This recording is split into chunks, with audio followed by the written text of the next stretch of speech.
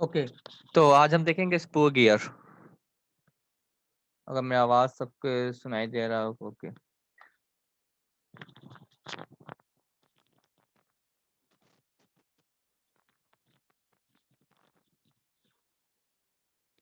तो design of machine element में जो एक एलिमेंट है हमारा, एक गियर। गियर भी एक तक मैकेनिकल पार्ट ही होता है, एक मैकेनिकल एलिमेंट होता है। तो ओके, तो गियर के बारे में जो डिटेल में है वो थ्योरी ऑफ मशीन्स में पढ़ा हुआ होगा। यहाँ पे सिर्फ डिजाइन करना है कि इसका कितना स्ट्रेंथ, कितना ब्रेथ, कितना लेंथ, कितना क्या, कौन सा फॉर्मूला यूज होना चाहिए, कौन सा इसमें इक्वेशंस आना चाहिए, इक्वेशन का यूज करके हम डिजाइन करेंगे स्पूर गियर में। तो स्पूर गियर का डिजाइन का मतलब होता है टू कैलकुलेट द मॉड्यूल। अब इसमें बहुत सा बहुत टर्म है जो याद रखना होगा हम लोग को। ओके, तो देखो यहाँ पे एक पिक्चर तुम्हारा तीन ठो यहाँ पे तस्वीर उठाया गया है। तो ये जो तो तस्वीर है ये पर डिटेल के बारे में है, कौन कौन सा पार्ट है, कौन कौन सा एलिमेंट हो। जैसे कि एक मेरा एक तीत, यहाँ पे दो तीत का फोटो तस्वीर लिया गया यहाँ पे है। ओके, यहाँ पे एक सिंगल तीत का फोटो लिया हुआ है। तो अब इस तीत में एक साइकिल होगा, इसको कहा गया होगा पीच साइकिल। ओके, ये हो गया पीच साइकिल। ओके, देखो ये मेरा जो रेडेड है इसको पीच साइकिल से रिप्रेजेंट किया जा रहा है। तो अगर मेरा कोई भी तीत है, अगर मेरा कोई भी गियर है, तो गियर में मान लो कि ये बहुत सारा तीत बना हुआ है।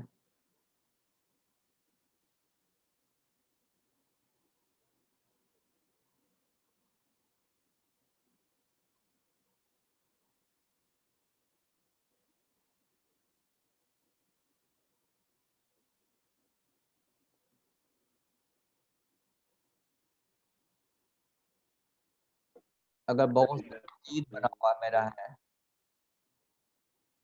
तो पीस साइकिल जो होगा ये पीस साइकिल हमारा होगा।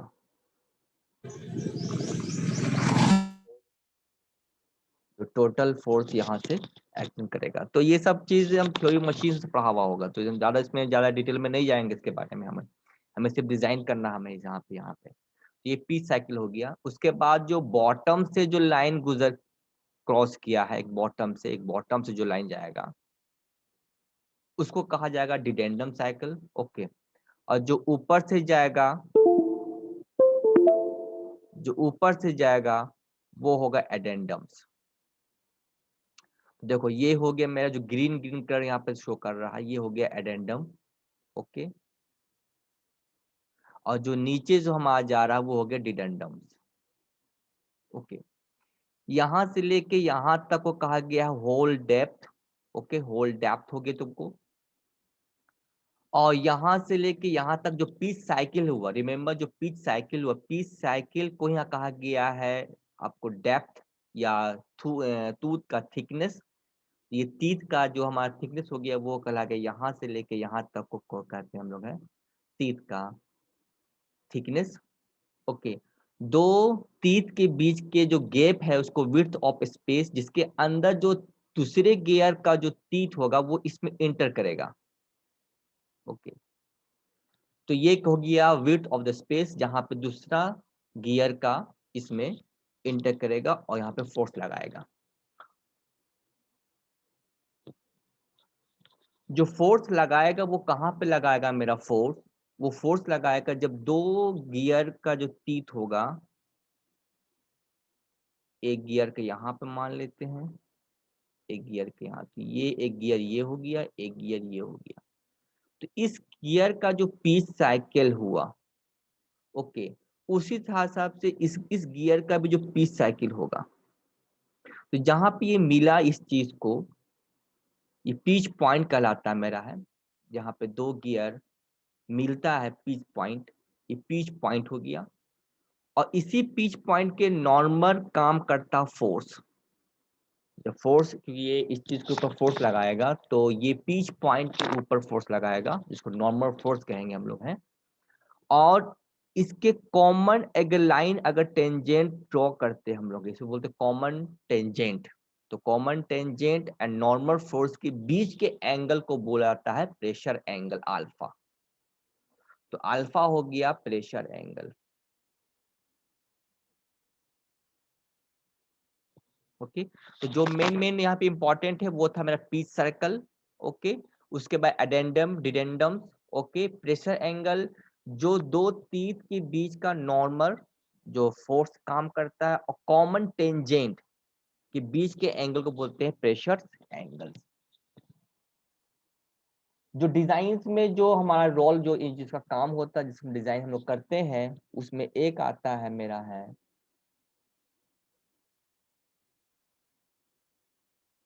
Diametral pitch. डायमेट्रल पिच को अलग अलग चीज से हम रिप्रेजेंट कर सकते हैं। ओके, तो डायमेट्रिकल पिच मतलब D to P.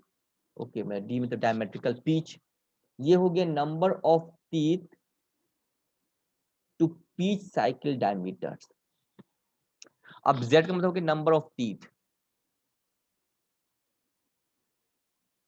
Divide by pitch circle diameter. तो अगर ये मेरा पिच साइकिल डायमीटर हुआ, ओके, तो ये डायमीटर हो गया डी, और जेड मतलब नंबर ऑफ टीथ। तो किसी पार्टिकुलर डीसी पर मतलब कि पिच साइकिल डायमीटर पे नंबर ऑफ टीथ कितना इसके ऊपर है, how many number of teeth. तो जेड को हम लोग रिप्रेजेंट करते हैं नंबर ऑफ टीथ से। तो यहाँ पे दो चीज हो सकता है डायमेट्रिकल पिच, दो चीज होगा, एक गियर होता है, एक पिनियन होता है, गियर एंड पिनियन। गियर मतलब size, big in size, pinion मतलब स्मॉलर साइज। तो जो छोटा होता है उसको पिनियन मानेंगे, जो बड़ा साइज होगा उसको गियर माना जाएगा। अब जैसे कि इस ऊपर वाले वाले में देखो, यहाँ पे एक छोटा सा है एक बड़ा सा है, तो इसको माना जाएगा पिनियन, इसको माना जाएगा गियर। तो ये गियर, ये पिनियन का हो गया पिच साइकिल, और ये गियर का हो गया पिच साइकिल। और हर गियर या पिनियन का अपना अपना एक तीत होगा, जहाँ पे तुमको तीत का यहाँ पे दिखाया गया, तीत को एक तीत का स्टैंडर्ड प्रोफाइल। अगला जो डिजाइन में यूज करते हैं उसका नाम है मॉड्यूल।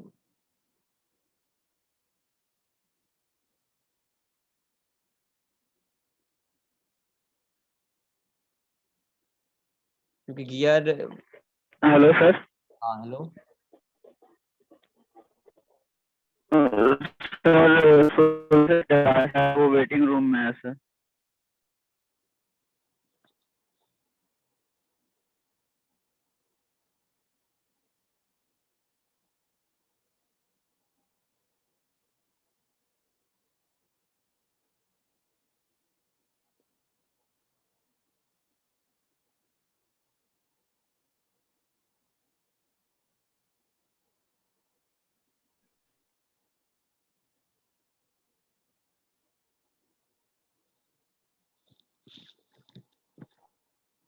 अब आते हैं मॉड्यूल किसको बोलते हैं। तो ये याद करिए, फिर से हम रिपीट कर दे रहे हैं कि ये डिजाइन ऑफ मशीन्स एलिमेंट में जो हम गियर डिस्कस कर रहे हैं, स्क्रू गियर, मतलब किसी गियर को कैसे डिजाइन करना है, हमें मैन्युफैक्चरिंग नहीं करना, क्योंकि गियर को मैन्युफैक्चरिंग हम मिलिंग मशीन से, इंडेक्सिंग मेथड से हम लोग मैन्युफैक्चरिंग कर लेते हैं। हमें डिजाइन करना है कितना डायमीटर का, कितना नंबर ऑफ टीथ का होना चाहिए, कौन सा इक्वेशंस की मदद से हम गियर को डिजाइन करते हैं।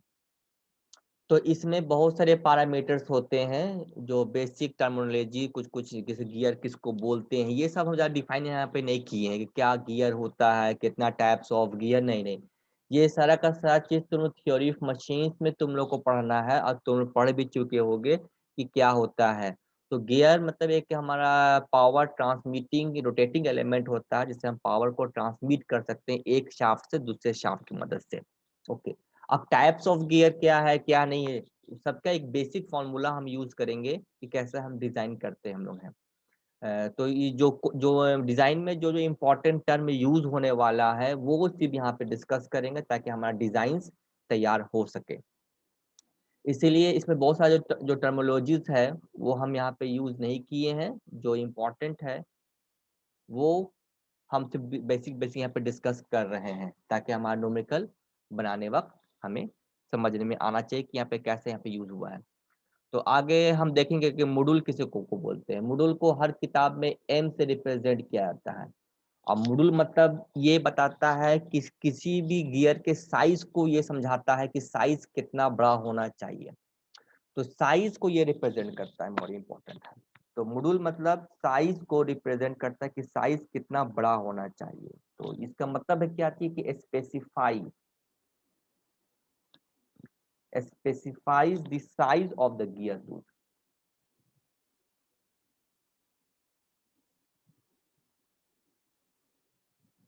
ये असल इसका मतलब हुआ।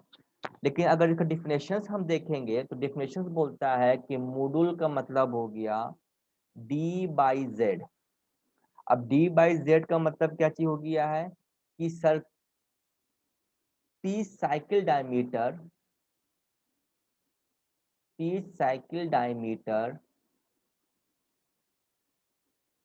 Divide by number of teeth.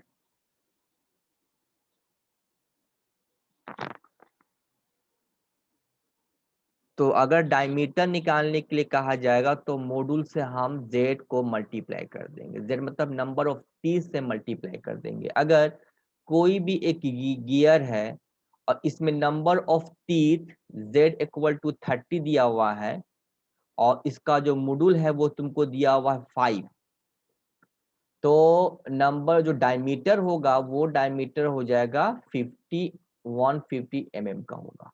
तो 150 mm का हमारा ही होगा। मॉड्यूल मतलब है कि अगर दो पिनियन और गियर एक दूसरे से मैच कर रहा है तो इसका मॉड्यूल वही होगा जो इसका मॉड्यूल होगा। तो मॉड्यूल मतलब कि साइज के गियर को टूट करता है और प्लस इसका एक और ये है कि ये बताता है कि कौन सा गियर जिसके साथ वो मैच कर सकता है।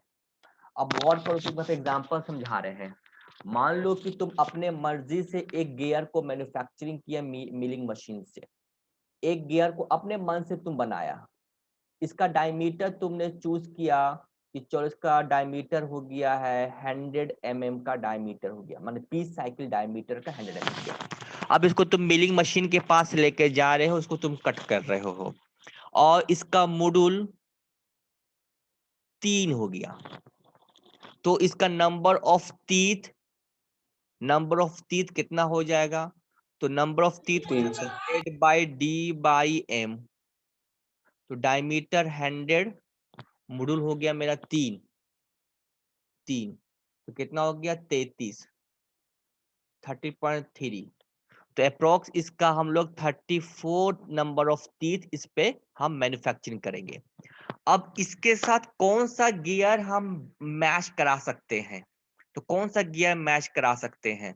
तो जो भी गियर हम दूसरा बनाएंगे इस पे हम उस पे सारा चीज डिफरेंट हो सकता है लेकिन जो मॉड्यूल होगा वो सेम होगा।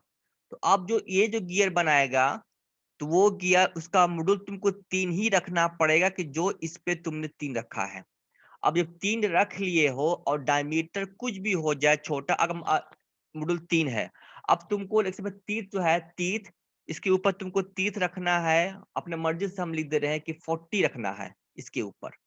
तो कितने डायमीटर का इसका तुम शाफ्ट को बनाओगे, कितने डायमीटर का ये बनेगा? तो डायमीटर निकल जाएगा तुमको D equal to M Z. M हो गया 3, जेड हो गया 40, तो 120 mm का तुमको बनाओगे। तो ये इसका साइज हो जाएगा 120 और इसका साइज हो जाएगा 100। तो दोनों में बड़ा हो गया ये, तो ये कहलाएगा गियर, ये कहलाएगा पिनियन। तो गियर और पिनियन जब जब ये दोनों मैच करता है तो एक दूसरे के ऊपर ताकत लगाता, फोर्स लगाता है। तो हमको कैसे फोर्स को एनालिसिस करेंगे कि फोर्स को एनालिसिस करने का क्या तरीका है? तो अब हम आगे आते हैं फोर्स एनालिसिस करना। ये देखना जरूरी होगा कि कहाँ से टूटेगा, मतलब इसका कौन सा पार्ट में कहाँ पे स्ट्रेस पैदा हो रहा है। तो यहाँ पे मान लो कि एक तीत इसका है, एक तीत इसका, दो तीत है। तो यहाँ पे मान लीजिए दो तीत हो गया।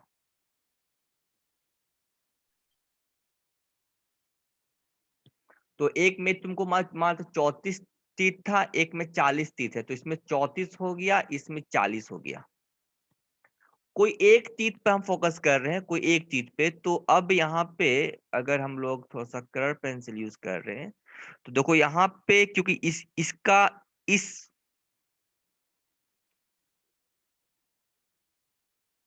इस वाले का अपना एक पीस साइकिल होगा और इसका भी अपना एक पीस साइकिल होगा।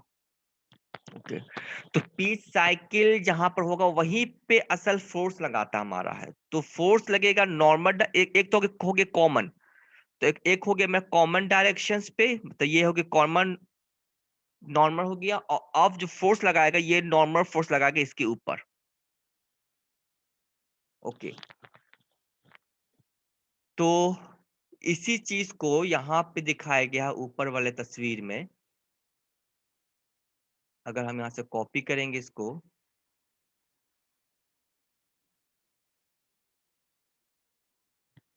थोड़ा सा बड़ा करेंगे,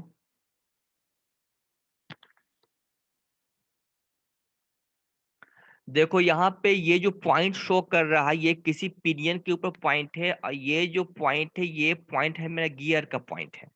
ये दोनों एक दूसरे को, क्योंकि जब फोर्स लगाएगा तो तीत पे तीत ही फोर्स लगाएगा। जैसे ये मेरा अगर एक तीत है तो दूसरा तीत भी तो मेरा यहीं पे ही होगा। ये जो पॉइंट है, तो मान लो कि ये गियर इसके ऊपर फोर्स लगाएगा, तो ये भी तो इसके ऊपर फोर्स लगाएगा न्यूटन थर्ड लॉ के हिसाब से। तो ये हो गया पीस साइकिल, ये पॉइंट और ये पॉइंट जहां मैच किया, जहां पे एक दूसरे को ताकत लगा। तो डायरेक्शन ऑफ फोर्स क्या होगा, हमेशा नॉर्मल फोर्स काम करता है। नॉर्मल नॉर्मल मतलब कि ये क्योंकि दोनों इंक्लाइंड होता है, मेरा है इंक्लाइंड है, तो ये हमारा काम किया, तो ये दिखा रहा है इंक्लाइन, तो इस पे ये फोर्स लगाया। तो ये जो डायरेक्शन शो कर रहा है ये फोर्स लगा पिनियन पर ड्यू टू गियर। और फिर देखो कि फिर इसके ऊपर भी तो लगाएगा, तो इसका एक दिशा दिखाया गया ऐसा। तो इस पे लगाया कि गियर के ऊपर force due to pinion, same magnitude का, सेम सेम बट इंक्लाइंड, क्योंकि यहाँ पे नॉर्मल इंक्लाइन काम करता है। अब इसका निकालेंगे दो ठो कंपोनेंट, एक निकलेगा this direction, curve pencil use कर देते हैं, और एक लगेगा इधर। तो ये एफ का दो कंपोनेंट, एफ टी मतलब एफ टी, एफ हो गया एफ आर। एफ टी मतलब हो गया तुमको जो टेंजेंट, क्योंकि टेंजेंट डायरेक्शन में काम किया। एफ आर मतलब तो हो गया रेडियल, मतलब इसके रेडियल के ऊपर काम किया। इसी तरह से गियर के ऊपर भी दो ठो निकले कंपोनेंट, एफ टी और एफ आर। तो इसका निकलेगा एफ आर जो कि इसके ऊपर रेडियल काम किया, एक हुआ टेंजेंट जो इसके टेंजेंट के ऊपर काम किया। तो यहाँ पे मैग्नीट्यूड तो दोनों का अपना सेम ही हो गया, क्योंकि दोनों का दोनों एक दूसरे के ऊपर फोर्स लगा रहा है। और ये जो एंगल है, ये एंगल क्योंकि जो फोर्स लगाता है मेरा है, जिस पे फोर्स लगाया है वो असल में कहा गया मैं प्रेशर एंगल। तो प्रेशर एंगल हमारा जो नॉर्मल और कॉमन टेंजेंट, जैसे ये मेरा कॉमन टेंजेंट, तो इस दोनों के बीच के एंगल को हम लोग बोलते हैं प्रेशर एंगल। तो प्रेशर एंगल पे ही मेरा वो फोर्स काम करेगा। इसको दिखाने के लिए जरा हम इस तस्वीर को उठा के दिखा सकते हैं। जैसे ये चीज देखोगे एक थोड़ा कर्व टाइप का है, तो कर्व का मतलब ये जो एंगल बना, यही एंगल होगी अल्फा, मतलब प्रेशर एंगल। तो प्रेशर एंगल मतलब हमारा उसका जो किस किस हिसाब से वो शेप को, वो टीथ को तैयार किया जा रहा, प्रोफाइल को तैयार किया जा रहा है, वो प्रेशर एंगल हमारा हो गया। और डिफिनेशन हो गया कि नॉर्मल फोर्स और कॉमन टेंजेंट के बीच के एंगल को हम प्रेशर एंगल से रिप्रेजेंट करते हैं। तो नाउ तो एफ टी, तो यहाँ पे एफ टी जो टेंजेंटियल फोर्स है, टेंजेंशियल फोर्स है और एफ आर रेडियल फोर्स है। एफ टी ही असल जो है जो कि रोटेशंस कर रहा है। यहाँ पे एफ टी देखोगे कि इधर लग रहा है, एफ टी इधर लग रहा है और इसके एफ टी इधर हुआ। तो अगर ये क्लॉकवाइज है तो दूसरा मेरा एंटी क्लॉकवाइज डायरेक्शन की तरफ काम करेगा। तो यही जो असल टेंजेंट, ये जो टेंजेंशियल फोर्स है, यही फोर्स है जो इसको रोटेशन में हेल्प कर रहा है। लेकिन रेडियल फोर्स क्या कर रहा है कि ये ऊपर की तरफ काम कर रहा है, ये नीचे की तरफ। मतलब क्या है, एक तरह का तुमको सेपरेटिंग फोर्स है। तो एफ आर तुमको सेपरेटिंग फोर्स है। सेपरेटिंग फोर्स मतलब ये गियर इस गियर से सेपरेट होने के लिए इसके ऊपर जो फोर्स लग रहा है वो हो गया मेरा रेडियल फोर्स। तो रेडियल फोर्स मतलब सेपरेटिंग फोर्स तुमको लग रहा है। तो मेन फोर्स हो गया टेंजेंशियल फोर्स, जो इसके ऊपर टेंजेंट लगा के इसको फोर्स को रोटेट करेगा। तो अगर हम इस चीज को कंपोनेंट के जरिए से हम अगर रिप्रेजेंट करें लाइक दैट, ये हो गया टोटल नॉर्मल फोर्स जो काम किया, इसका दो कंपोनेंट एफ आर और एफ टी इधर काम किया। तो एफ और ये एंगल हो गया अल्फा, अल्फा मतलब प्रेशर एंगल। तो यहाँ पे क्या यूज कर सकते हैं, तो tan alpha equal to F R by F T. तो F R equal to radial force equal to F T tan alpha. तो अगर हम रेडियल फोर्स को रिड्यूस करना चाहें कि सेपरेटिंग ना हो, तो अल्फा का वैल्यू कम से कम रखेंगे। ओके, तो ये हमारा प्रेशर एंगल से भी डिसाइड होता है कि वो सेपरेटिंग फोर्स लगेगा कि वो हमारा टेंजेंशियल फोर्स लगेगा। अच्छा, तो टेंजेंशियल फोर्स को कैसे निकाल सकते इसमें हम लोग हैं, तो टेंजेंशियल फोर्स कैसे निकलेगा, यूज करेंगे cos alpha. Cos alpha equal to what, F T, मतलब बेस हो गया मेरा F T and total final जो नॉर्मल फोर्स लगा एफ। तो एफ इक्वल टू जो मेरा नॉर्मल फोर्स लगा वो F T tangential force by cos alpha. यहां से भी हमारा फोर्स इक्वेशंस, यहां से भी हमारा इक्वेशंस। टेंजेंशियल फोर्स जो लग रहा है वो क्या कर रहा है, टॉर्क पैदा कर रहा है, क्योंकि यहाँ पे इसका जो रोटेशंस करने वाला जो फोर्स है वो एक ही फोर्स है, वो है tangential force. F T tangent काम कर रहा है एंड डायमीटर्स, तो मतलब कि सॉरी रेडियस। तो मेरा जो टॉर्क लगेगा वो कितना का टॉर्क लग जाएगा इसके इसमें, तो टॉर्क एट गियर तो क्या हो जाएगा, तो T equal to force F T into D का हाफ, मतलब डायमीटर का हाफ रेडियस। तो ये अगर ये मेरा डायमीटर ऑफ गियर है, diameter of gear D G, G मतलब फॉर गियर, तो tangential force F T into half. तो इसलिए यहाँ पे टॉर्क को हम दो चीज से रिप्रेजेंट करेंगे, एक फॉर गियर के लिए, एक फॉर पिनियन के लिए। तो टी गियर के लिए होगा tangential force into diameter of gear by 2। तो जहां पे जी को होगा वो समझ जाओगे कि वो मेरा गियर को रिप्रेजेंट कर रहा है, और जहां मेरा पी होगा वो मेरा समझ जाओगे कि वहां पे मेरा पिनियन को रिप्रेजेंट किया जाएगा। फाइनल अगर कोई गियर है, जैसे कि मेरा एग्जांपल अगर हम दो चीज को ले रहे हैं, एक पिनियन और गियर, तो एक तो मेरा होगा अगर ये मेरा गियर है और दूसरा यह मेरा पिनियन है, और ये इसके अबाउट रोटेट कर रहा है, ये इसके अबाउट रोटेट कर रहा है। तो अगर हम इसको पावर दे रहे हैं, पावर गिवन, इसको हम पावर दिए, तो ये कितना इसमें हमारा रोटेशन होगा, क्योंकि पावर तो मेरा कंजर्व होगा, तो पावर जो इसमें होगा वही पावर इसमें भी होगा। तो पावर जब कंजर्व्ड, तो पावर का फॉर्मूला होता है फॉर द रोटेशनल केस के लिए टॉर्क, टॉर्क इनटू ओमेगा। तो टॉर्क फॉर द, अगर ये जी हो गई ये फॉर पिनियन, तो torque for the gear, angular velocity of the gear equal to torque in pinion and angular velocity of pinion. तो ये इनपुट और ये output.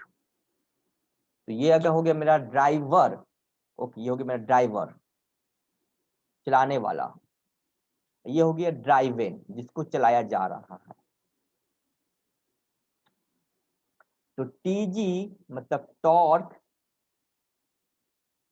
Bye TP equal to angular velocity of pinion to P. Further अगर इसको हम देखेंगे कि angular velocity को हम लोग 2πn/60 लिखते हैं, तो लिख सकते हैं कि rotational of pinion by rotational of, sorry यहाँ पे कहाँ गलती होगी, जी एन जी। ये मेरा इक्वेशन आ गया। और प्लस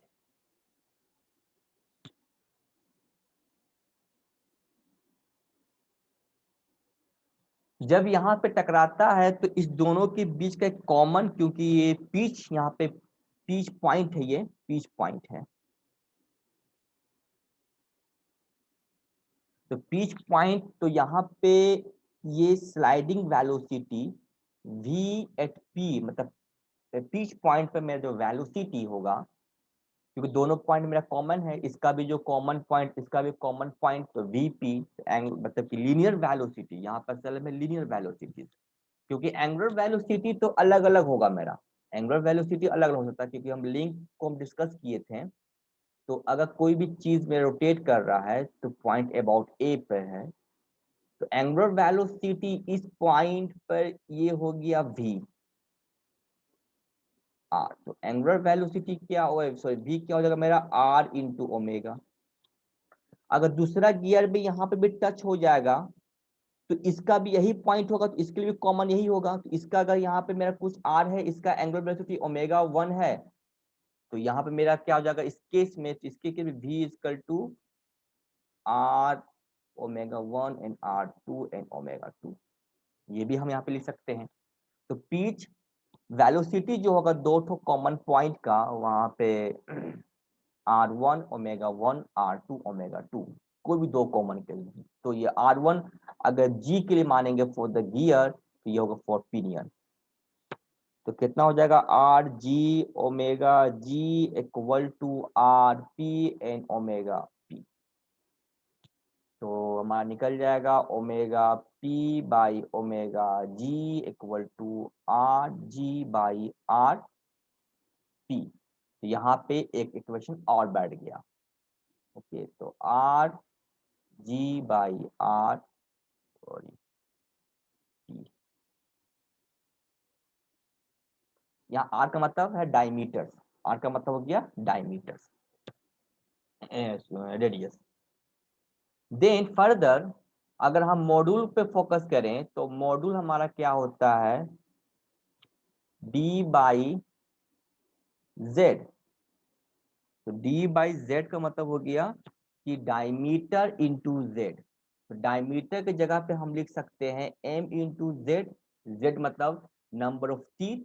तो अगर यहाँ पे diameter equal to M into Z लिखें, तो यहाँ पे जो रेडियस की जगह पे हम लिख सकते हैं एम इंटू जेड, तो यहाँ पे होगा जेड पी बाई जेड जी। क्योंकि दो गियर को हम मैच कर रहे हैं तो मॉड्यूल इसका हमेशा एक होगा, तभी जाके तीज जो होगा एक दूसरे से एंगेज कर पाएगा। यहाँ पे हो गया डायमीटर, तो यहाँ पे मेरा तो पूरा का पूरा इक्वेशंस मेरा एक बैठ गया। तो हमको जिस चीज की जरूरत पड़ेगा हम वहां से यहाँ से उठाएंगे। अगर एंगुलर वेलोसिटी दिया हुआ होगा तो हम एंगुलर वेलोसिटी दिया रहेगा डायमीटर के साथ, तो हम ये उठाएंगे। एंगुलर वेलोसिटी के साथ हमको नंबर ऑफ टीथ निकालना है, तो हम टीथ भी निकाल सकते हैं।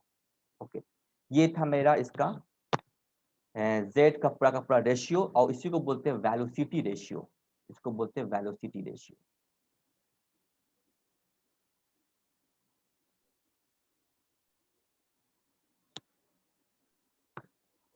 अगला टॉपिक है कि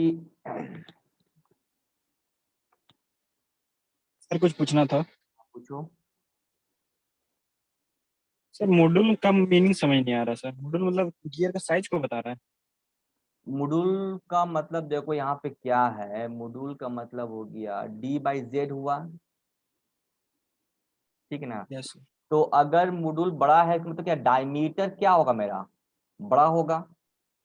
डायमीटर मेरा बड़ा होगा मेरा, तो डायमीटर बड़ा होगा मेरा, तो मॉड्यूल का साइज डिसाइड करेगा कि अगर मॉड्यूल बड़ा है इसका मतलब कि जरूर डायमीटर मेरा बड़ा होगा, डायमीटर मेरा बड़ा होगा। तो इसमें देखो इसमें मॉड्यूल मेरा है क्या, अगर मान लो कि तुम कोई डायमीटर तुम्हारा फिक्स हो गया 120 mm का फिक्स हो गया, और इस पे तुमको जो Z है वो तुमको मान लो कि तुमको देना है 40। 120 डायमीटर में नंबर ऑफ टीथ 40 है, तो 40 है, इसका मतलब है कि इसका मॉड्यूल तुम्हारा क्या होगा, तो 120/40 मतलब हो गया 3, इसका मॉड्यूल हो गया तुमको 3। अब ऐसा करते हैं कि तुम ऐसा करो कि Z/D कर दो। अब Z/D का मतलब कि अगर तुम Z/D करोगे तो हम क्या समझेंगे इसमें हम लोग कि नंबर ऑफ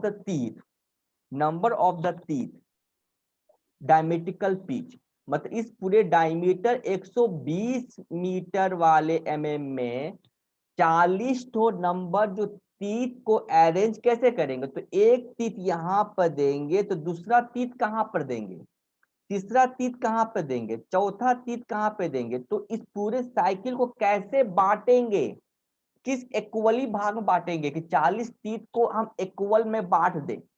जैसे कि अगर हम 360 डिग्री का एक हम सर्कल लेते हैं, अगर बोलेंगे भाई कि इस मान ली पिज्जा है मेरा, इस पिज्जा को 6 इक्वल भाग में बांटो, तो क्या करोगे, तो 360 भागा 6 करते थे, मतलब कि 1 भाग 60 डिग्री का कौन बनेगा। तो ये हम प्रकार और प्रोटेक्टर के मदद से करते थे, लेकिन यहाँ पे तीत है, मतलब इस पूरे पिज्जा में हमको तीत को पुट करना है, लेकिन याद करके क्योंकि तीत का अपना अपना एक विड्थ होता है, अपना एक थिकनेस होता है, तो हम एक तीत को यहाँ देंगे, दूसरा तीत को कहाँ पे देंगे, तो ये हो गया मेरा डायमेट्रिकल पिच, जो हमें दिखाते डायमेट्रिकल पिच जिसको मतलब Z/D। डायमेट्रिकल पिच मतलब डायमेट्रिकल पिच हो गया कि नंबर ऑफ Z मतलब तीत का कितना डायमीटर के ऊपर, तो अगर इसका हम देखें तो 40/120 कितना हो गया 1/3, तो 1/3 का मतलब हो गया 120 का मतलब एक जो पहला जो तीत पुट करेंगे वो लगभग 3 के बीच के साथ जाएगा, मतलब 3 जो मेरा 120 को हम लोग मॉड्यूल में हम डिसाइड करते हैं कि कितने इक्वली भाग में वो जाके फिट हो जाएगा मेरा, तो मॉड्यूल हमारा हो गया कितना इक्वली स्पेस में जाकर वो हमारा तीत दूसरा का फॉर्मेशन हम देंगे। तो ये हमारा असल में हो गया मॉड्यूल, जिससे हमारे साइज को पता चल सकता है कि स्पेसिफाई करता है साइज को भी है कि मॉड्यूल कितना बड़ा है कितना छोटा होगा। तो मिलिंग मशीन में मॉड्यूल फिक्स रहता है, तो अगर वही हमने कहा था कि अगर मान लो कि तुम किसी अगर 120 mm डायमीटर पर नंबर ऑफ Z 40 बनाना चाहते हो, तो दूसरा स्टूडेंट यही 120 अगर डायमीटर कम कर दे या बेसी कर दे, तो क्या यही 120 में Z का 60 कर सकता है कि नहीं कर सकता है, यही 120 वाले पर क्या नंबर ऑफ टीथ 60 बना सकता है कि नहीं बना सकता है। अगर कोई D 120 पर 40 बनाया नंबर ऑफ टीथ है, सेम डायमीटर 120 पर क्या नंबर ऑफ 60 बना सकते हैं कि नहीं बना सकते, बिल्कुल जवाब होगा हाँ बना सकते हैं। जब बना सकते हैं तो एक टीथ के बीच में दूसरा का कितना गैप हो जाएगा, तो ये हो जाएगा 120/60 इंटू 2, तो ये 2 हो जाएगा, जबकि इस हिसाब से उसका जो गैपिंग होगा वो गैपिंग होगा 120/3।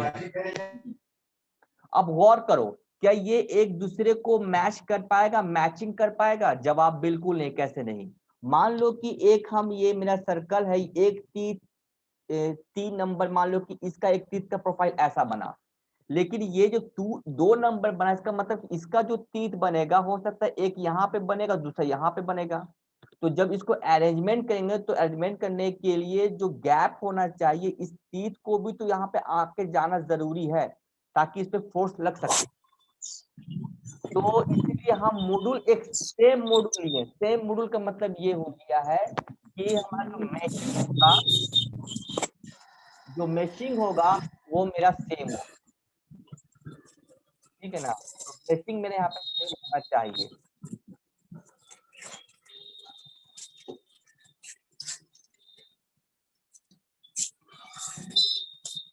तारे के भैया पास करत रहे ऐसे मत चौका।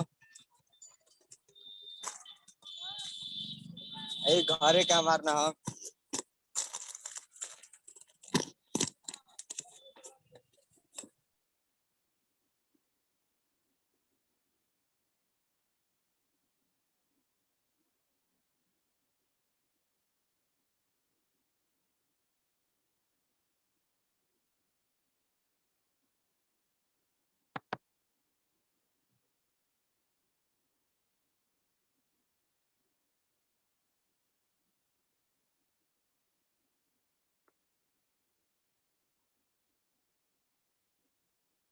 अब आते हैं लुईस फैक्टर को, लुईस इक्वेशंस। ये बी मतलब कि गियर के स्ट्रेंथ का कैलकुलेशन करने का ये तरीका होता है कि इसको हम कैसे कैलकुलेट करते हैं using the Lewis factors equation से। तो बीम का स्ट्रेंथ हम लोग निकालते हैं इससे में, बीम स्ट्रेंथ। क्योंकि जो टूथ होता है हमारा,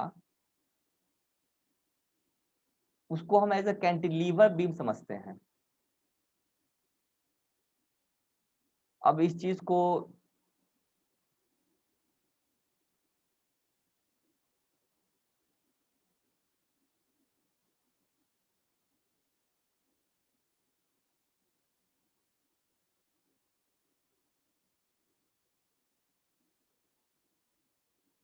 ये क्या आ गया,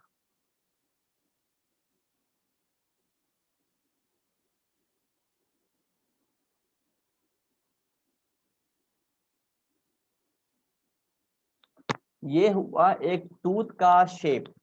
ओके, तो ये टूथ का शेप थोड़ा सा इसको और ठीक कर देते हैं।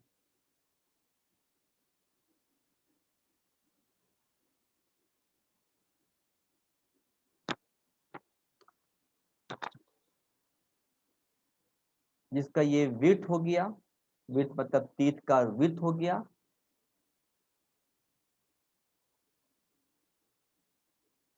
और इसको लुईस इक्वेशंस ये माना था कि जो ये मेरा जो टूथ होता है मतलब जो बीम गियर, ये गियर हो गया।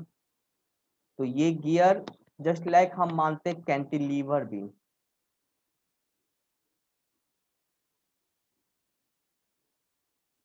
तो कैंटिलीवर बीम का हम इसको कंसेप्ट समझते हैं कि एक में कैंटिलीवर बीम है, मतलब एक फिक्स हो गया एक फ्री हो गया। अब इसके ऊपर क्या फोर्स लगेगा, टेंजेंशियल फोर्स लगेगा। मतलब कौन, एफ टी, यही तो ऐसा रोटेट कर रहा है। एक होता है रेडियल जो कि इधर लगता है, तो एफ टी बीम को रोटेट करवाना चाह रहा है और रेडियल इधर लगेगा मेरा। तो एफ टी हो गया मेरा असल में जो फोर्स इसको रोटेटिंग करना चाहेगा मेरा।